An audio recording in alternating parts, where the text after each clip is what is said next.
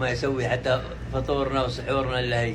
فراقك صعب. فيديو مؤثر لسعودي بينعي زوجته في أول رمضان ليه من غيرها على السحور ولا على الفطار. انتشر مقطع فيديو مؤثر لسعودي مش قادر يستوعب ولا يصدق رحيل مراته، ونزل فيديو وهو على طاولة السحور وقال بالنص: أول سنة من 30 سنة أتسحر من غيرك، فراقك صعب قوي، كنت المسؤولة عن كل حاجة في البيت، ربنا يرحمك واحنا في كل الأحوال راضيين. وطلب من الكل يدعوا لها بالرحمة والمغفرة وليه بالصبر.